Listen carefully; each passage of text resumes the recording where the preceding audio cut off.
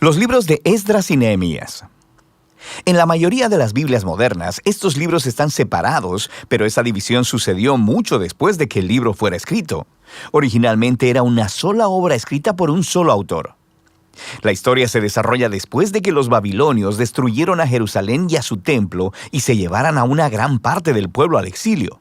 Y este libro retoma la historia aproximadamente 50 años después y cuenta el regreso de varios israelitas a Jerusalén y lo que sucedió cuando reconstruyeron la ciudad y sus vidas ahí. El libro se enfoca específicamente en 3 líderes claves quienes dirigen los esfuerzos de reconstrucción. Tenemos a Zorobabel, Esdras y luego Nehemías, y el diseño del libro se enfoca en los esfuerzos de cada líder. Zorobabel dirige a un gran grupo de personas de vuelta a Jerusalén para reconstruir el templo. Luego, aproximadamente 60 años después, llega Esdras a Jerusalén para enseñar la Torá y reconstruir la comunidad. Y luego es seguido por Nehemías, quien dirige la reconstrucción de los muros de Jerusalén. Y estas 3 historias están diseñadas para ser paralelas. Cada una comienza con el rey de Persia siendo movido por Dios para enviar al líder a Jerusalén, ofreciéndole recursos y apoyo. Y luego, cada líder encuentra oposición a sus esfuerzos, la cual cada uno vence, pero de manera que en cada una de las 3 partes se produce un extraño anticlímax. Regresemos un poco y veamos cómo todo encaja en su lugar. La historia comienza con un decreto de Ciro, el rey de Persia, quien es movido por Dios para permitir que los exiliados regresen a Jerusalén y reconstruyan el templo. Y el autor dice que esto cumple una promesa hecha por el profeta Jeremías, que los exiliados regresarían un día a Jerusalén. Ahora, este cumplimiento debería despertar nuestra esperanza en muchas de las otras promesas proféticas, en el sentido de que el exilio no era el final de la historia. Tenemos la esperanza de un futuro rey mesiánico del linaje de David. Tenemos la esperanza de un templo reconstruido en el que la presencia de Dios morará con su pueblo. La esperanza de que el reino de Dios vendrá sobre todas las naciones y traerá su bendición, como Él le prometió a Abraham. Y así, con todas estas esperanzas en mente, leemos la historia de Zorobabel. Su nombre significa plantado en Babilonia. Él representa a la generación nacida en la cautividad de Babilonia y él dirige a un grupo de israelitas en su regreso a Jerusalén. Después de que se asientan ahí, ellos reconstruyen el altar para ofrecer sacrificios y después el templo mismo. La ceremonia para poner los fundamentos y la dedicación final del templo son momentos claves. Las historias pasadas del tabernáculo y de la dedicación del templo deberían estar en nuestras mentes. Este es el momento en el que la ardiente nube de la presencia de Dios debería descender. Él está morando con su pueblo y no sucede. Así que, aunque algunos están felices por este nuevo templo, los ancianos que habían visto el anterior templo de Salomón lloran con angustia. No se parece nada a su glorioso pasado o a sus esperanzas para el futuro. Y es aquí donde tenemos la primera historia de oposición, y es muy extraña. Los nietos de los israelitas que no fueron llevados al exilio habían vivido en Jerusalén todo este tiempo y vienen a ofrecer ayuda para la reconstrucción del templo. Y Zorobabel se niega. Dice, ustedes no tienen parte en nuestro templo. Y esto, por supuesto, genera un conflicto, el cual Zorobabel vence.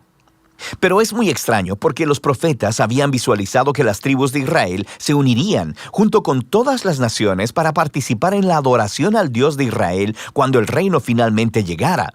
Así que este es un momento anticlimático, por no decir más. En la siguiente sección nos adelantamos unos 60 años y conocemos a Esdras. Él es un líder entre los israelitas exiliados en Babilonia. Es un erudito en la Torá y un maestro, así que es nombrado por Artajerjes, el rey de Persia, para guiar a otro grupo de personas de regreso a Jerusalén. Y Esdras quiere traer una renovación espiritual y social dentro del pueblo.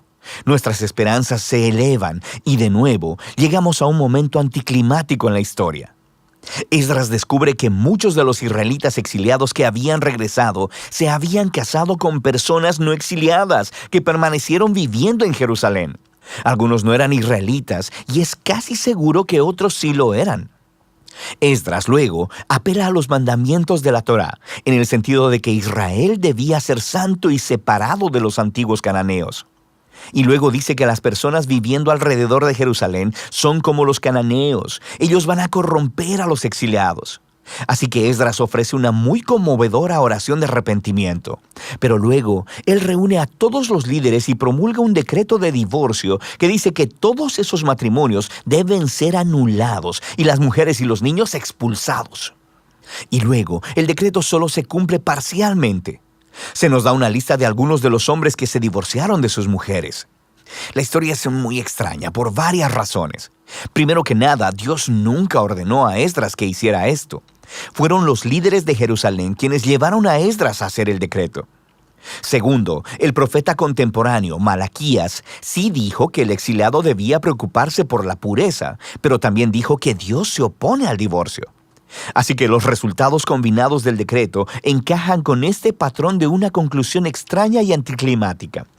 Lo que nos lleva a la siguiente sección acerca de Nehemías. Aquí tenemos a un oficial israelita sirviendo en el gobierno persa. Y cuando él escucha sobre el estado arruinado de los muros de Jerusalén, él ora y obtiene permiso del rey persa Artajerjes para ir y reconstruir los muros. El rey incluso le da una escolta armada y muchos recursos. Así que después de llegar a Jerusalén, comienza el proyecto de construcción y también se enfrenta a oposición por parte de las personas que ya habían estado viviendo en Jerusalén. Una vez más, nos enfrentamos a una tensión en la historia. El profeta contemporáneo Zacarías dijo que la nueva Jerusalén del reino de Dios sería una ciudad sin muros, que la presencia de Dios la rodearía, que personas de todas las naciones vendrían y se unirían al pueblo del pacto. Pero Nehemías parece operar con una visión contraria. Él les informa a las personas que rodean a Jerusalén que no tienen parte en Jerusalén, y esto, por supuesto, los mueve a hostilidad. Así que, aunque Nehemías cumple su visión para la ciudad con integridad y valor, ellos tienen que construir la ciudad con guardias armados protegiéndolos. Y nos preguntamos, ¿podría todo este conflicto haber sido manejado de otra manera?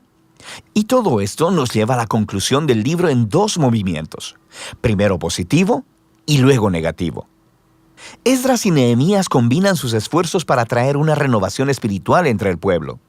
Ellos reúnen a todos los exiliados para un festival y enseñan y leen la Torá a todo el pueblo durante 7 días.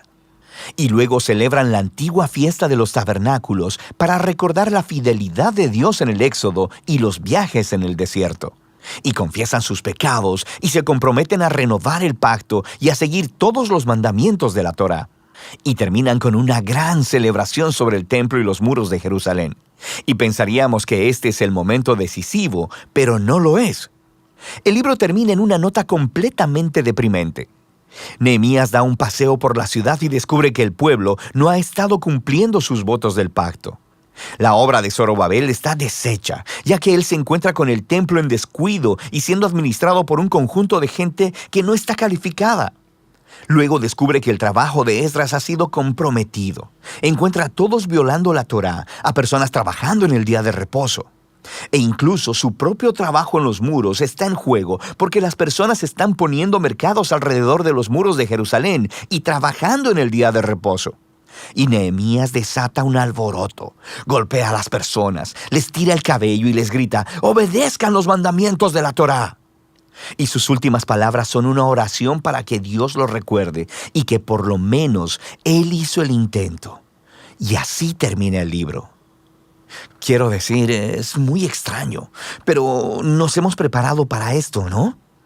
Estos momentos anticlimáticos han sido entretejidos intencionalmente en el diseño del libro. Así que nos hace preguntarnos, ¿qué podría contribuir este libro a la narrativa de la Biblia? Bueno, recuerda, el libro empezó elevando nuestra esperanza en las promesas proféticas acerca del Mesías, el templo y el reino de Dios. Y luego no sucede nada de eso. Así que aunque Israel está de vuelta en la tierra, no parece que su estado espiritual anterior al exilio haya cambiado. Y aunque Esdras y Nehemías hacen lo mejor que pueden, sus reformas políticas y sociales entre el pueblo no abordan los problemas centrales de los corazones. Así que el libro está apuntado a la misma necesidad que resaltaron los profetas Jeremías y Ezequiel. Lo que el pueblo de Dios necesita es una transformación integral de sus corazones para que puedan amar y obedecer a su Dios. Y sí, el libro termina con una decepción, pero te obliga a seguir leyendo los libros proféticos y de sabiduría, para descubrir qué es lo que Dios hará para cumplir sus grandes promesas de pacto. Pero por ahora, de eso tratan los libros de Esdras y Nehemías.